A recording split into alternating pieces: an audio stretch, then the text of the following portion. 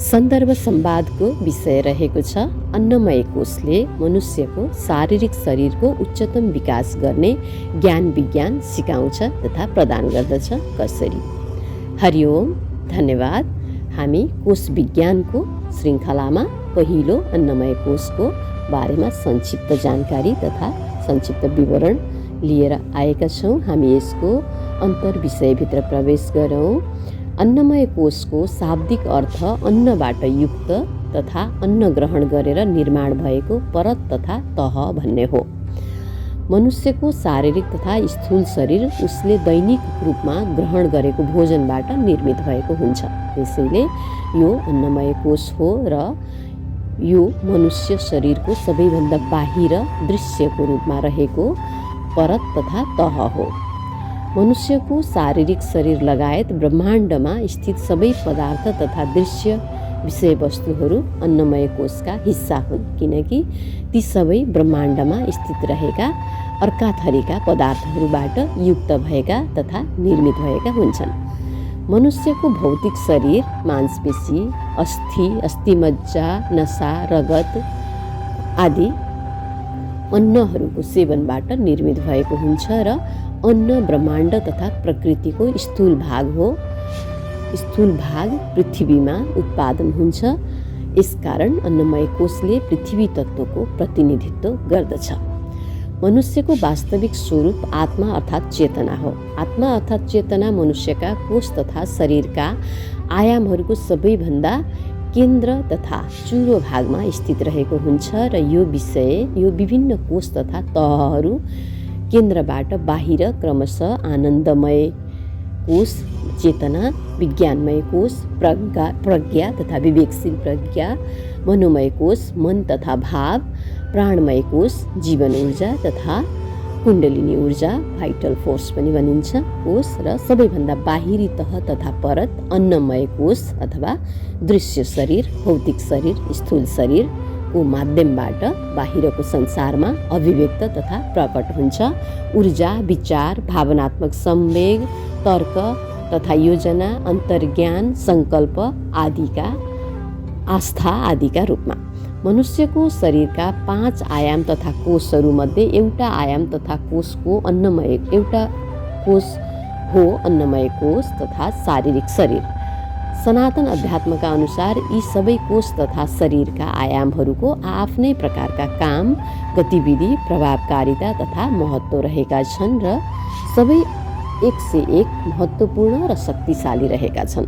शरीरको बल, ऊर्जा तथा प्रभावकारिता भन्दा प्राण ऊर्जाको बल, ऊर्जा तथा प्रभावकारिता 100 गुणा बढी रहेको मानिन्छ।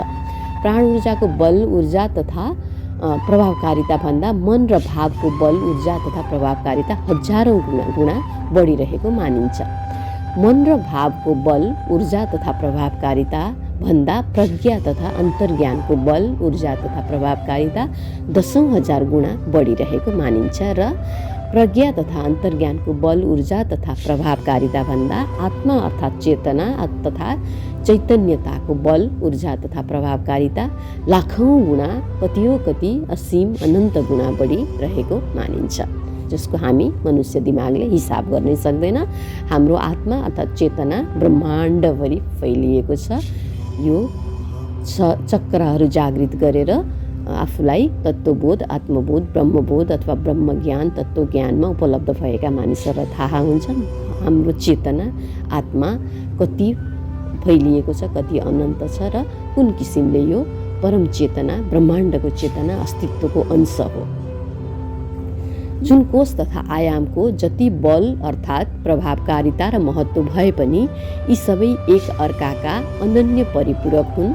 एक कोषको कमजोरी तथा अनुपस्थितिमा अर्को कोषले आफ्नो काम तथा गतिविधि राम्ररी गर्न सक्दैनन्, किनकि मनुष्य भनेको केवल शरीर, केवल जीवन ऊर्जा, केवल मन तथा भाव, केवल बुद्धि र केवल आत्मा अर्थात् चेतना मात्रले बनेको होइन।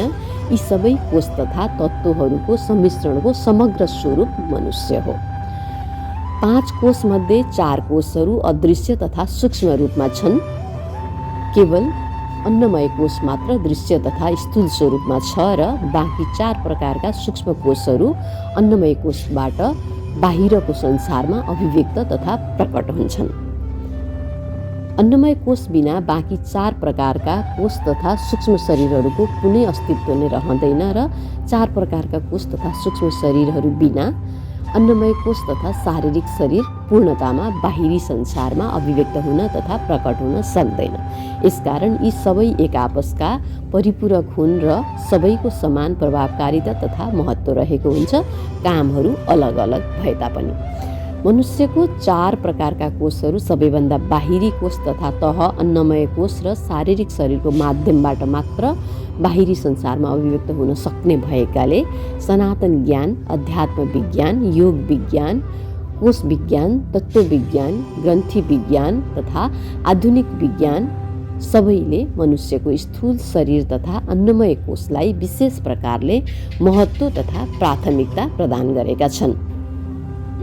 किनकि भित्रका कोषहरू, भित्रका तह तथा परतहरू स्थूल शरीरकै माध्यमबाट सांसारिक जीवनमा प्रकट हुन सक्छ। स्थूल शरीर अथवा अन्नमय कोष सही छैन भने भित्रका कोषहरू बाहिर प्रकट हुन सक्दैनन्, त्यसको कुनै अस्तित्व नै रहँदैन।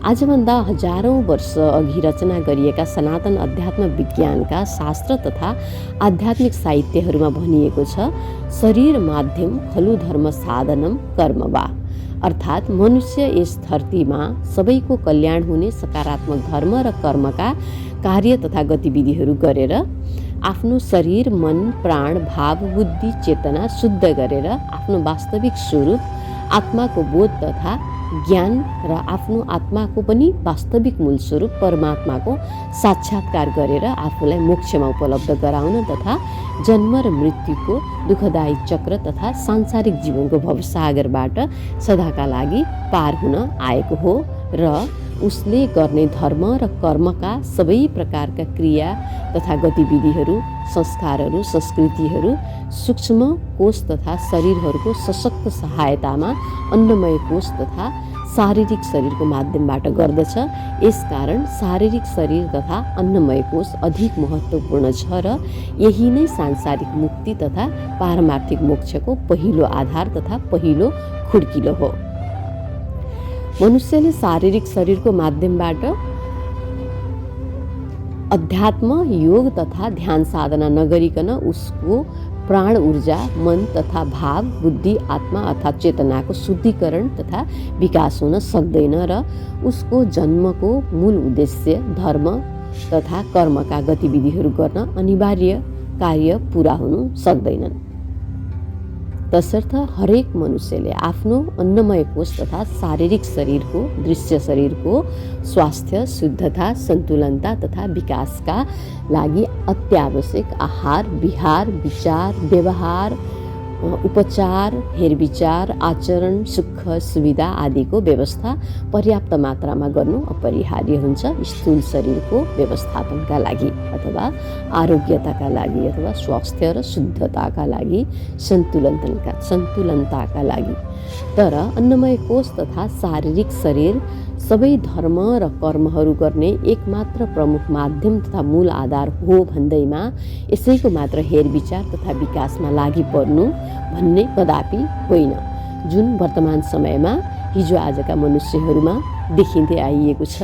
उनीहरू म तथा आफू भनेको केवल यही शारीरिक शरीर र तथा अन्नमय कोष मात्र हो भन्ने मानेर यसैको मात्र हर प्रकारले स्याहार, हेरविचार तथा उपचार गर्ने, मेकअप गर्ने, श्रृङ्गार्ने गर्दै आइरहेका छन्। तर यो अपूर्ण तथा असन्तुलित अवस्था तथा ज्ञान हो। जीवनलाई पूर्ण सन्तुलित, व्यवस्थित तथा हर प्रकारले विकसित बनाउन हरेक मनुष्यले अन्नमय कोष तथा शारीरिक शरीरको हेरविचार तथा विकासको साथै प्राणायाम कोष तथा प्राणिक शरीर, प्राणमय कोष तथा प्राणिक शरीर, जीवन ऊर्जा, मनोमय कोष तथा मानसिक शरीर र भावनात्मक शरीर, मनोविज्ञान, विज्ञानमय कोष तथा बौद्धिक शरीर अथवा ज्ञान, प्रज्ञा, अन्तर्ज्ञान र आनन्दमय कोष तथा आत्मिक अर्थात् चेतनात्मक शरीर, परम ज्ञान तथा ब्रह्मज्ञानको हेरविचार र विकासमा पनि उत्तिकै महत्त्वपूर्ण ढङ्गले अत्यावश्यक किसिमले काम गर्नुपर्दछ समग्र जीवनको विकासका लागि। यी सबै कोष तथा शरीरका आयामहरूको सही व्यवस्थापन तथा उच्चतम विकास सन्तुलित जीवनशैली अर्थात् आहार विहार विचार अपनाएर र योग विज्ञानका पूर्णतः वैज्ञानिकतामा आधारित योगिक साधनाका 8 प्रकारका प्रक्रिया विधि तथा पद्धतिहरू यम नियम योगासन प्राणायाम प्रत्याहार धारणा ध्यान र समाधिलाई दैनिक जीवनमा निष्ठापूर्वक प्रयोगात्मक अभ्यासका रूपमा अनुसरण गरेर गर्न सकिन्छ। योग विज्ञान अत्यन्तै विहङ्गम विषय हो। सुरुवाती चरणमा योगासन प्राणायाम र ध्यानको प्रयोगात्मक अभ्यास गर्न प्रारम्भ गरेर बिस्तारै क्रमिक रूपमा योग विज्ञानका दार्शनिक अन्तर्विषयहरूमा प्रवेश गर्न सकिन्छ।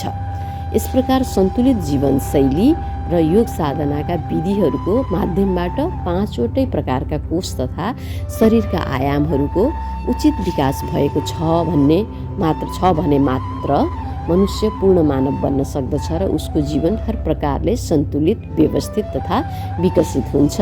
उसको जीवनमा सुख खुसी समृद्धि ऐश्वर्यमान प्रतिष्ठा शान्ति आनन्द आउँछ र उसको इहलोक र परलोक दुवै सुदृढ हुन्छ। नमरी स्वर्गको अनुभव गर्न सक्छ। उसको आध्यात्मिक विकास हुन्छ र मोक्षको अधिकारी हुन्छ। मनुष्यको जीवनमा यस्तो दिव्य अवस्था हासिल गर्न अन्नमय कोषभन्दा माथि तथा अन्नमय कोषभन्दा भित्रका अरू दोस्रो प्राणमय कोष तेस्रो प्राणमय कोष प्राणिक शरीर प्राण ऊर्जा तथा जीवन ऊर्जा भाइटल फोर्सको अत्यन्तै महत्त्वपूर्ण तथा प्रभावकारी भूमिका रहेको हुन्छ। हामी यो श्रृङ्खलाको अर्को भागमा प्राणमय कोषको बारेमा संक्षिप्त जानकारी दिनेछौँ। हामीले अन्नमय कोषको बारेमा यो शीर्षकको विवरण यही समापन गरेका छौँ। हरि ओम, धन्यवाद, शिवोहम।